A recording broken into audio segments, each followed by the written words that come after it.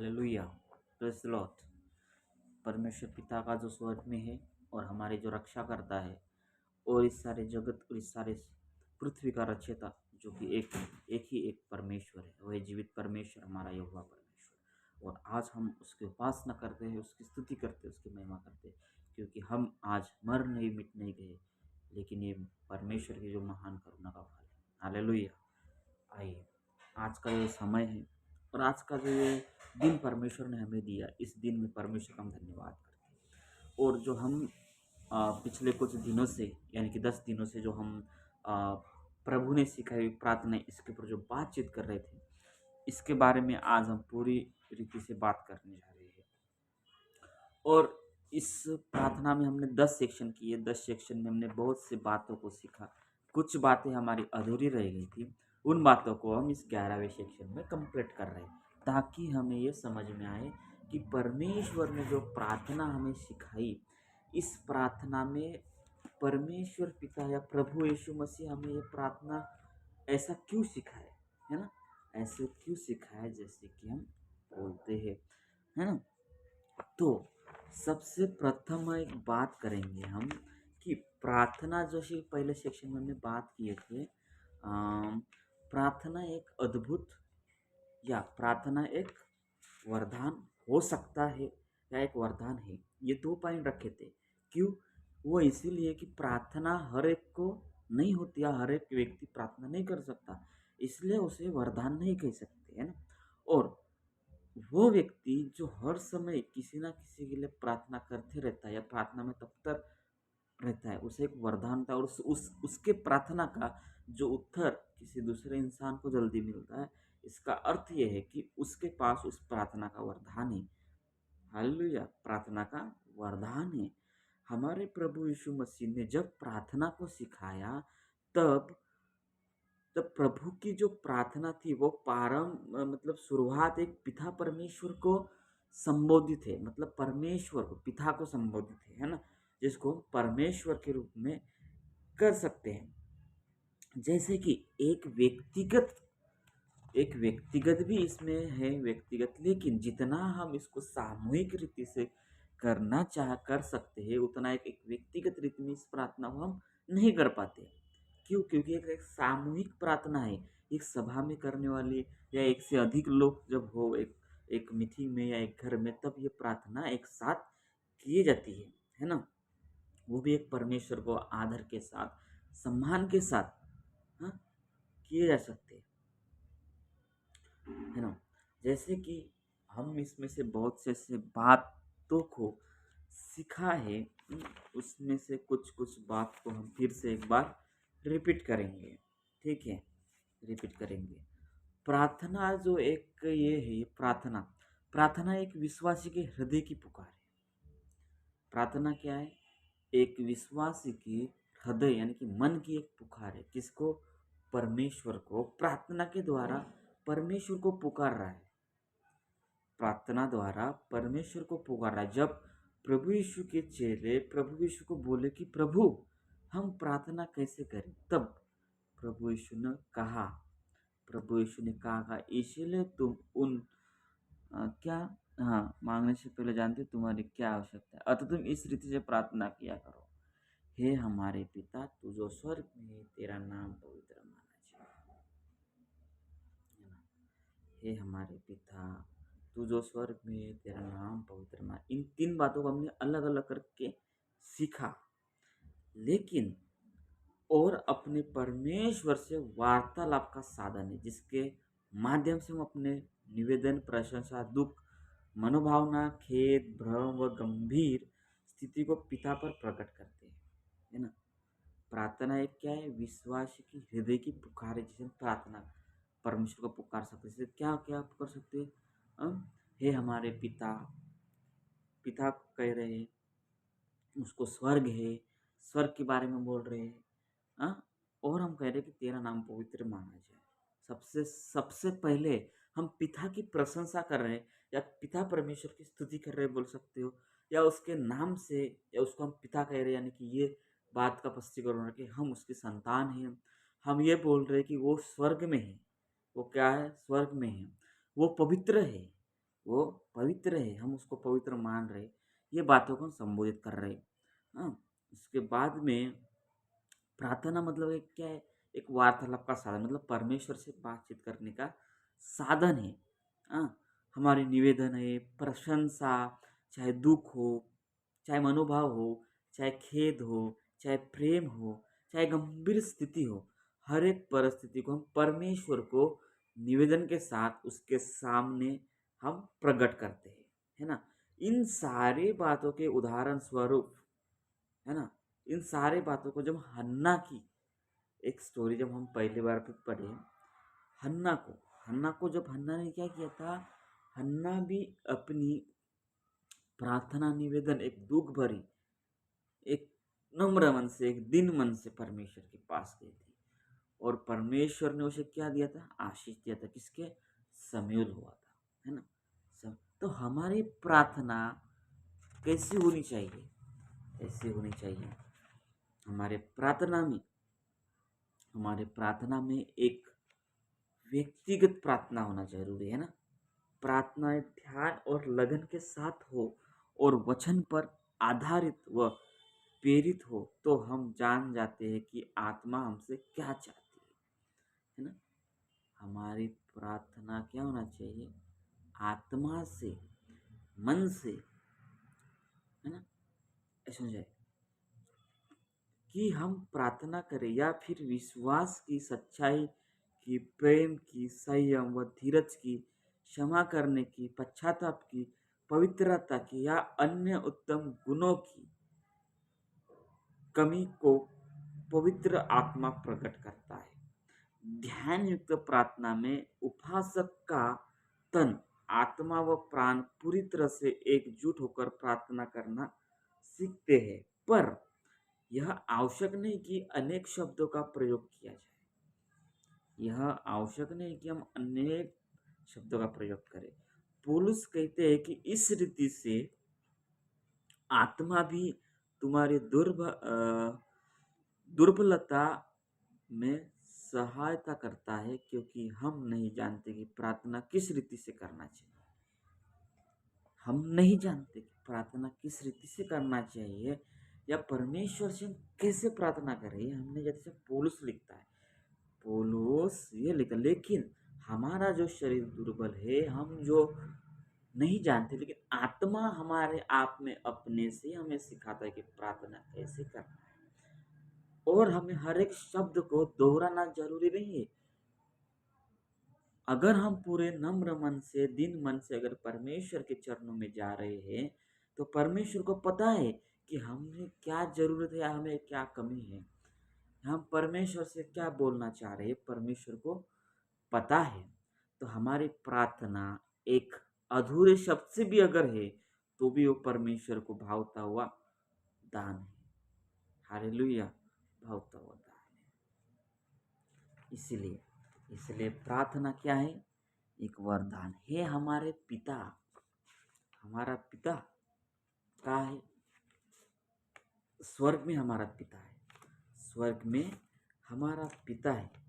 जैसे कि जो वचन पर विश्वास करना है, वचन पर विश्वास करो, है ना, जो धर्म पर अत्याचार न करे, जो ब्याज का पैसा न खाए, इनकी जो प्रार्थनाएं हैं, ये प्रार्थना सुनी जाती है, ये प्रार्थनाएं सुनी जाती है, ये प्रार्थना की सुनी जाती है।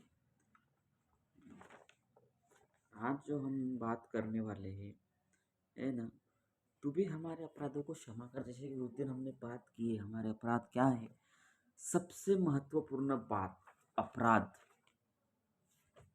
हमारे अपराध क्या होते, हम चाहे दिन भर में पाप करते हैं, हमारे चाहे हाथों से, देखने से, बोलने से, कुछ ना कुछ अपराध होते रहते हैं हमारे जीवन से। हम अपने अपराधों की क्षमा किससे मांगते हैं, परमेश्वर से। लेकिन अगर हमारे अपराधों की क्षमा हम परमेश्वर से मांगते हैं, लेकिन हमको, अगर हम में से किसी इंसान या मनुष्य के साथ झगड़ा या वाद विवाद है, तो उसके साथ भी मेल मिलाप करना है, उसको भी हमें क्षमा मांगना है, उसको भी हमें क्षमा करना है, उसको भी हमें क्षमा करना है, उससे भी हमें माफ़ी मांगनी है, एक दूसरे से मेल मिलाप करना है। तब जाके हमारी प्रार्थना परमेश्वर सुनेगा और हमें प्रतिफल देगा। तब क्या होगा? परमेश्वर हमारी प्रार्थना सुनेगा।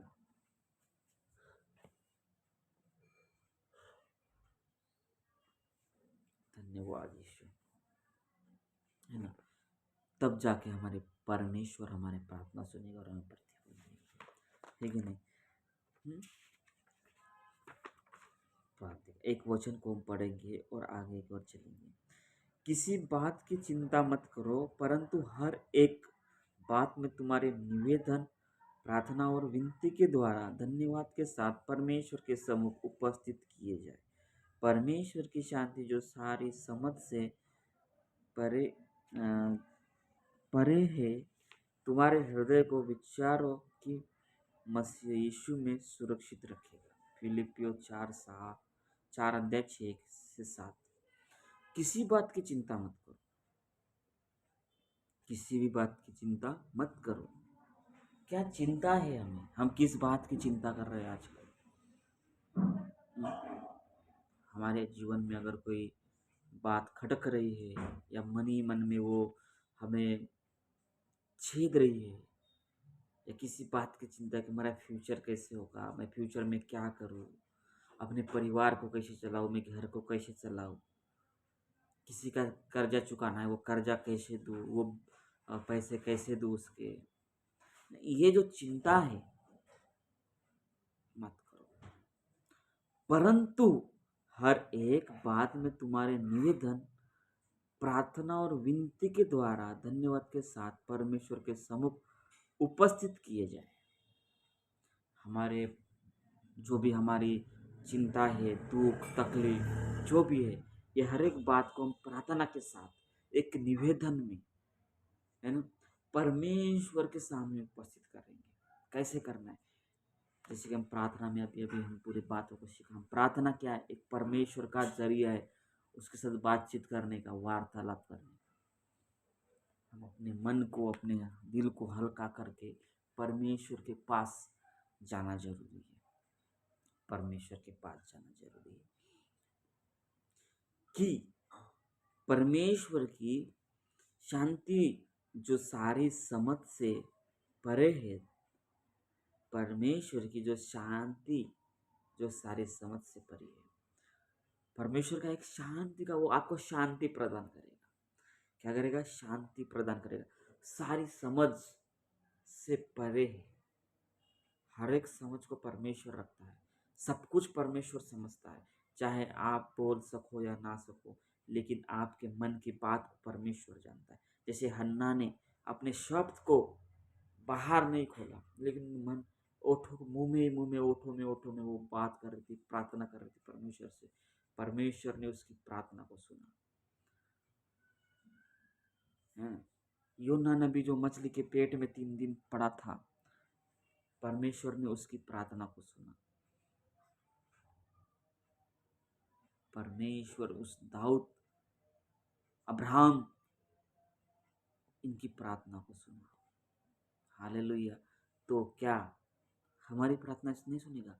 परमेश्वर हमारी प्रार्थना को सुनता है, लेकिन मनुष्य एक पापी जीवन में, या बोल सकते हो या संसार के अंधकार में है। हम दिन भर में कोई ना कोई पाप, कोई ना कोई अपराध करते हैं, इसलिए परमेश्वर से दूर होते हैं, है ना? इसलिए परमेश्वर से दूर होते हैं। हमें परमेश्वर से मेल मिलाप में रहना है। कैसे रहोगे? उसके वचन के साथ। जब तक हम उसके वचन में बने नहीं रहेंगे, तब तक हम परमेश्वर से मेल मिलाप में नहीं रहेंगे। हमें प्रभु यीशु पर विश्वास करना है, तो हम परमेश्वर से मेल मिलाप होता है। जब तक हम यीशु पर विश्वास नहीं करेंगे, तब तक परमेश्वर के साथ मेल मिलाप नहीं कर सकते। यीशु के साथ जो हमारा विश्वास है, वो पूरे मन से विश्वास होना चाहिए, ना ही कि अधूरा विश्वास। कैसा होना चाहिए? पूरे मन के साथ विश्वास होना चाहिए यीशु के ऊपर कि यीशु मसीह उस मृत्यु में से तीसरे दिन जी उठा। वो परमेश्वर का पुत्र है, उसके लहू के द्वारा हम उद्धार पाते हैं, उसके नाम के द्वारा हम परमेश्वर से मिलाप खाते हैं। Hallelujah, hallelujah. तुम्हारे हृदय और विचारों को मसीह यीशु में सुरक्षित रखेगा। हमारे हृदय को, हमारे मन को, हमारे विचारों को मसीह यीशु में क्या रखेगा? सुरक्षित रखेगा। परमेश्वर का वचन कह रहा है कि आपके मन को, आपके विचारों को, आपके हृदय को वो जो परमेश्वर है मसीह यीशु में सुरक्षित रखेगा। कब रखेगा? आप जब इन सभी बातों को एक मन होकर रहेंगे या चलेंगे तब, है ना? कैसे है हमारे पिता? हम पिता जब बोल रहे थे हम उसकी संतान है। पिता जब उसे बोल रहे हैं तो हम उसकी संतान हैं। तो एक पिता अपने बेटे को डंडा भी मार सकता है, दुख भी देता है, ताड़ना भी देता है। ये तो परमेश्वर है, आपको परीक्षा में भी डालेगा। आगे ये सब कुछ है ना। जो स्वर्ग में है वो स्वर्ग में है। क्या है? परमेश्वर कहाँ पर है? हमारा पिता परमेश्वर स्वर्ग में है। तेरा नाम पवित्र माना है, उसका नाम को हमें पवित्र मानना है। उसके नाम को हम अपवित्र ना करें, उसके नाम को सदा सदा तक पवित्र मानना है। तेरा राज्य आए। हम जब बोल रहे परमेश्वर को कि परमेश्वर तेरा राज्य आए, तो सर्वप्रथम हम अपने राज्य को हटाना है। हम अपने आप का इनकार करना है, हम अपने बातों का इनकार करना है, संसार की बातों का इनकार करना है, संसार की लालसाओं का इनकार करना है। तब जाके परमेश्वर का राज्य आएगा। परमेश्वर का राज्य हम अपने जीवन में मांगना जरूरी है, अपनी आत्मा में मांगना जरूरी है, अपने बुद्धिमंडल, अपने विचारों में परमेश्वर का राज्य मांगना है। तो परमेश्वर का जब राज्य हमारे जीवन में आएगा तो हम जो सोचेंगे करेंगे वो सब परमेश्वर के अनुसार करेंगे, परमेश्वर की अनुमति से करेंगे। हाले तेरी इच्छा जैसे स्वर्ग में पूरी होती हो। परमेश्वर की इच्छा स्वर्ग में पूरी होती है। परमेश्वर की इच्छा क्या? स्वर्ग में पूरी होती है। स्वर्ग का ये सिद्धांत है कि वहां पर सिर्फ परमेश्वर की इच्छा पूरी हो। पृथ्वी पर क्या हो रहा है? ये आधा से ज्यादा संसार के लोग आज भी अंधकार में पड़े हैं। अगर एक व्यक्ति के अंदर परमेश्वर का राज्य आएगा, वही राज्य 10 लोगों में आएगा, वही राज्य 100 लोगों में आएगा, वही राज्य 1000 लोगों में आएगा। और वही 1000 लोगों का राज्य जो है, जो 1000 लोगों के मन में परमेश्वर का राज्य है, वही 1000 लोग सारे पृथ्वी पर फैलेंगे। और आज भी फैले हुए, लेकिन कहीं कहीं पर ऐसी जगह है जो अंधकार में फंसी है। एक ना एक दिन वो भी जगह परमेश्वर के सम्मुख आएगी। हालेलुया, वो जगह परमेश्वर के सम्मुख आएगी। हमारे दिन भर की रोटी हमें दे। हमारा आत्मिक जो रोटी है वो हमें दे। आत्मिक रोटी और शारीरिक रोटी अलग अलग है। शारीरिक रोटी हम अपने शरीर को तंदुरुस्त रखने के लिए करते, लेकिन आत्मिक रोटी किस लिए? परमेश्वर से मेल मिलाप करने के लिए, ज्ञान की बात सीखने के लिए, पवित्र आत्मा की संगति करने के लिए, यीशु मसीह में विश्वास रखने के लिए हमें आत्मिक रोटी की जरूरत होती। वो है परमेश्वर का वचन, परमेश्वर का ज्ञान, पवित्र आत्मा की सामर्थ्य। ये हो गए आत्मिक रोटी। ये हम मांग रहे परमेश्वर से। यीशु क्यों प्रार्थना चाहिए? तुम रोज परमेश्वर से आत्मिक रोटी मांगो। उसे उसे पता है कि ये सारा संसार अंधकार में है, उसे पता है। इसलिए उसने कहा ये प्रार्थना करो, और इस प्रार्थना में आप आत्मिक रोटी मांगो, है ना। आत्मिक रोटी आज हमें दे, है ना।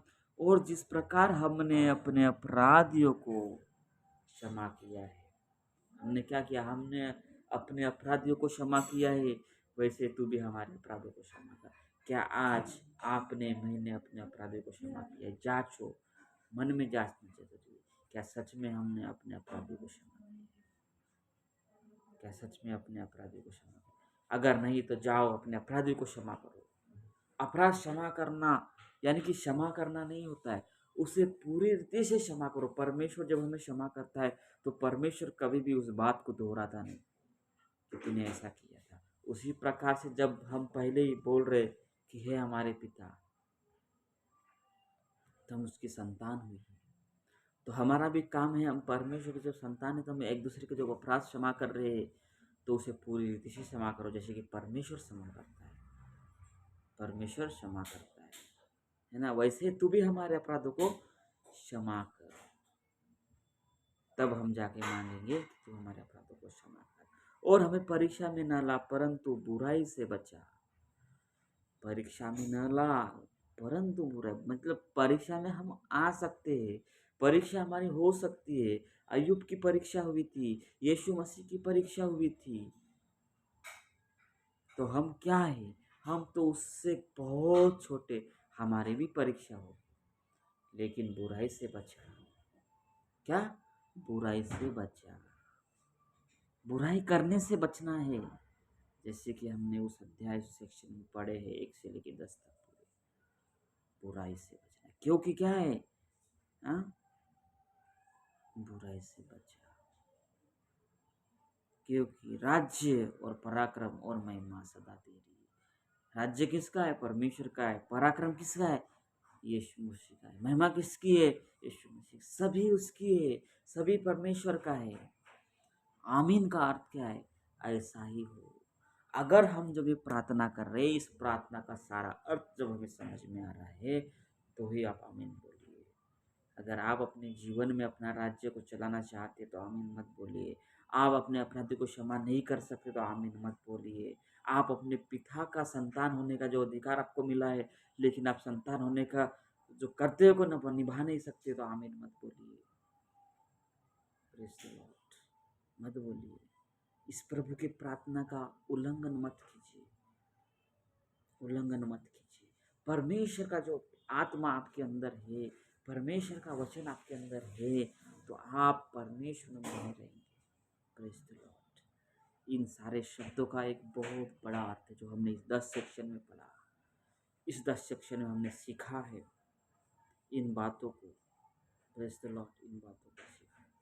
परमेश्वर आप सभी को इन बातों से आशीर्वाद करे।